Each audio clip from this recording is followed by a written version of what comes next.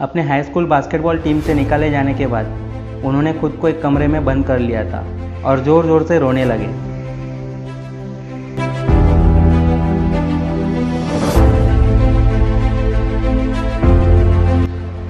Superstar बनने के सपने लिए जब वो पहली बार मुंबई आए थे तब उन्होंने कई रातें बेंच पर सोकर गुजारी।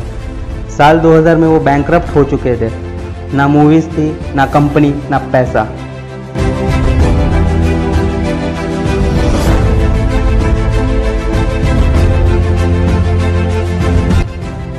परिवार की गरीबी के कारण वो बचपन में न्यूज़पेपर्स बेचते थे। सिर्फ एक रैंक पीछे रहने के वजह से उनका इंडियन एयरफोर्स में पायलट बनने का सपना अधूरा रह गया। फिर भी उन्होंने हार नहीं मानी।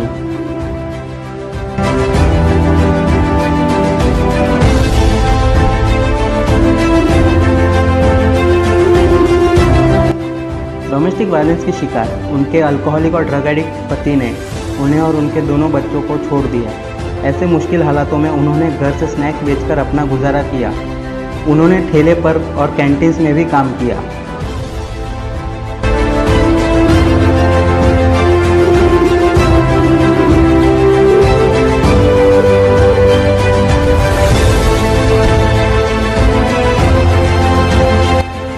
अपने हिंदी मीडियम स्कूल में वो टॉपर थे, पर ग्रेजुएशन के दौरान उन्हें इंग्लिश बोलने और लिखने में परेशानी होती थी।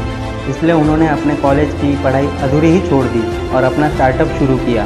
बदकिस्मती से उनका बिजनेस चला नहीं और 2005 में वो बैंकरप्ट हो गए। हालत इतनी ख़राब थी कि उनके पास खाने के लिए भी पैसे नहीं थे।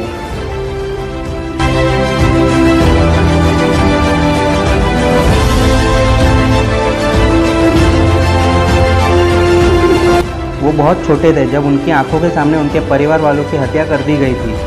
वो बेघर हो गए थे। ऐसे हालातों में उन्होंने चोरी करना शुरू कर दिया था। उनका बचपन काफ़ी कठिनाइयों भरा था।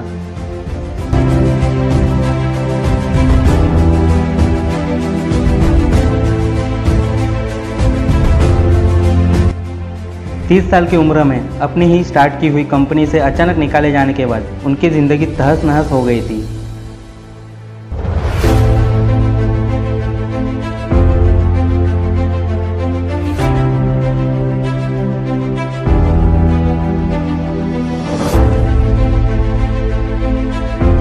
दलित परिवार से होने के कारण वो अनटचेबिलिटी एंड डिस्क्रिमिनेशन जैसे सोशल क्राइम्स के शिकार थे।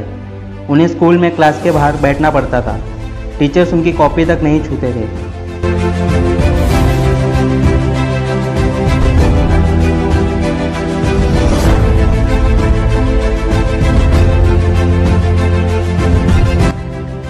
ये एक कमरे के फ्लैट में रहते थे।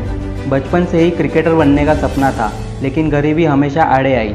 17 साल की उम्र में अपनी मां को खोने के बाद सब कुछ छोड़ने का फैसला कर लिया था, लेकिन उनकी मां की आखिरी इच्छा थी कि उनका बेटा इंडियन क्रिकेट टीम का हिस्सा बने।